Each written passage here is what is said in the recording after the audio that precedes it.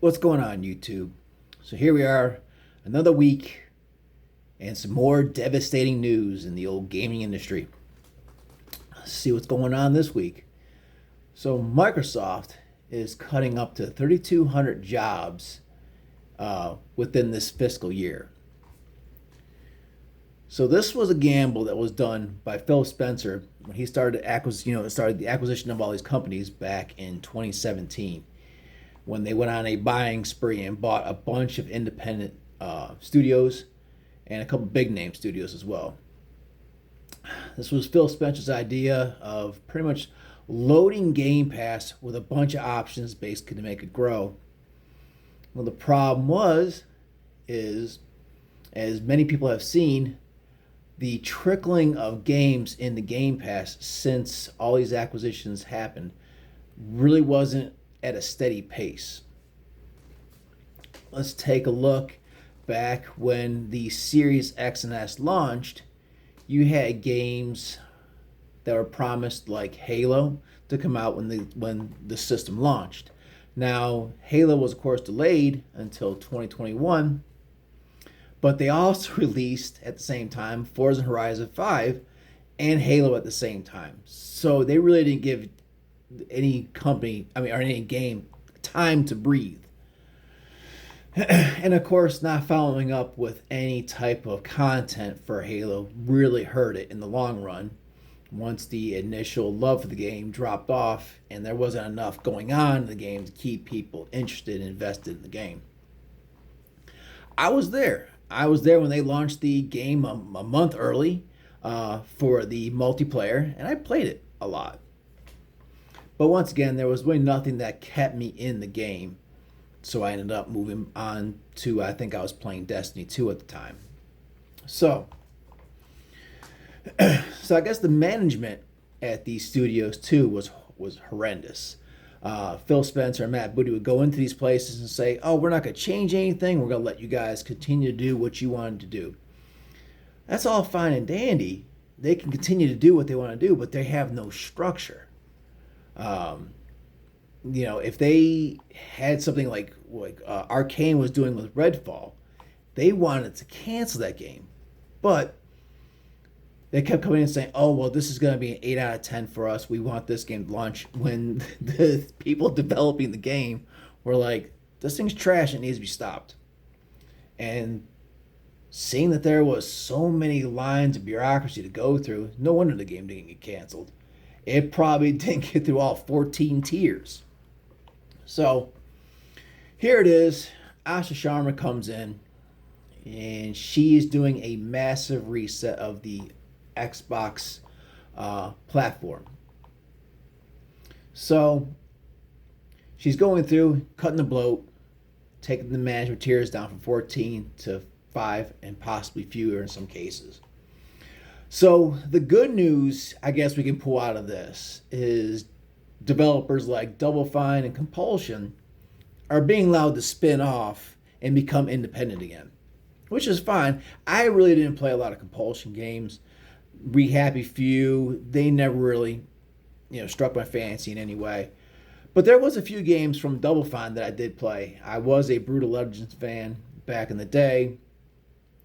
They've done little games I've liked to play, like Stacking. Of course, Psychonauts. I never actually played it and finished it, but it was a fun game. Their latest outings, purely art form games, which was Keeper. Beautiful game as far as art was concerned, and then Killin'. I never even played Killin'.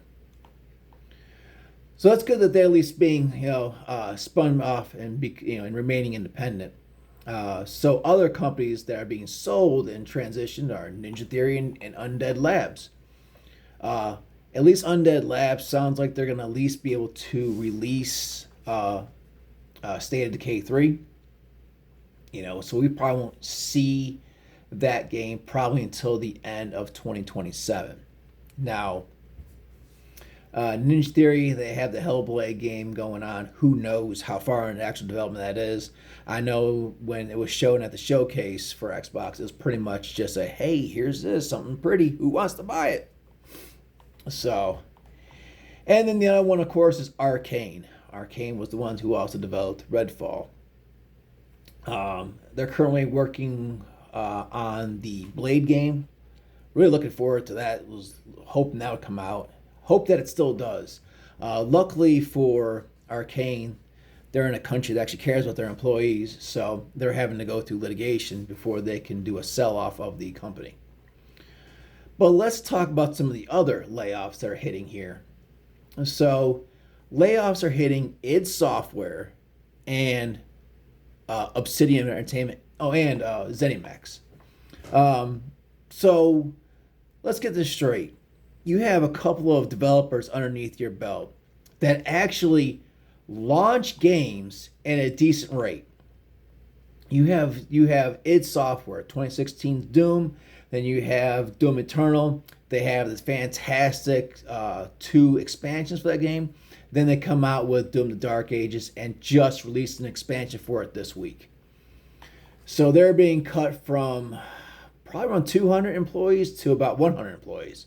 Hope you enjoyed that Dark Ages because it seems like it might be the last Doom game we're going to get for a while.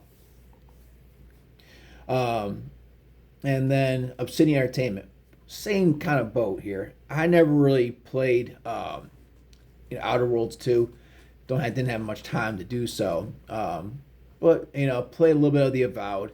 Not a bad little game. But once again, you have a studio pumping out content and getting punished with layoffs. I don't know. Maybe the layoffs are happening there are just management layoffs like they're trying to do as far as get rid of the tiers.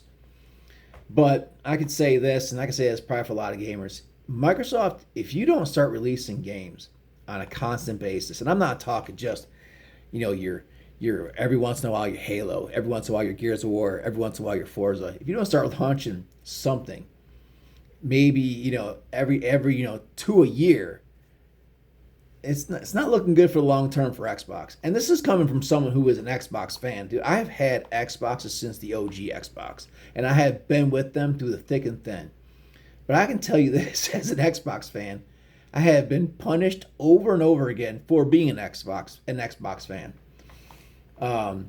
I've recently done a transition over to the PlayStation, and then they started messing up with their stuff too. So I'm not blind to what PlayStation's doing. But I guess as far as anything concerned, the at least allowing these studios to spin off, become independent, should be a roadmap for maybe other publishers in the future to spin off their developers and allow them to go independent too. So if they fail, they could fail on their own instead of you closing them down, and all of a sudden these people are out in the wild and unemployed. The game industry for the past couple of years has just been a bloodbath for layoffs, and when it comes to finding new jobs, I'm pretty sure it's slim pickings in the industry, and if you do find something, you have to uproot your entire family and move them. Not the ideal situation. So Asha, you've had an uphill battle. You've had a couple easy wins at the very beginning with a little bit of the messaging when you first came on. And at least you're being somewhat transparent with these layoffs that are coming up. Gamers appreciate that, but we also appreciate actually having something to physically play on our consoles that we spend all this money investing into. So, I guess that's my rant. This week's over. Couple things coming up that this week that I wouldn't mind trying out. I know that the Assassin's Creed game is launching this week. The Black Flag Resync. Black Flag was my favorite Assassin's Creed game. Don't remember much of the story. Just remember the ship combat, which was the best part. So here's to hoping that one is a banger and knocks out the park, because Lord knows Ubisoft needs it right now. They're going through some rough times themselves. So, well, that's it for my little soapbox talk this week. But if you tuned in, you liked it, maybe leave a comment. Maybe like the video if you liked it. And I'll continue to keep pumping these out and seeing what kind of community we can build here. Take care. Bye.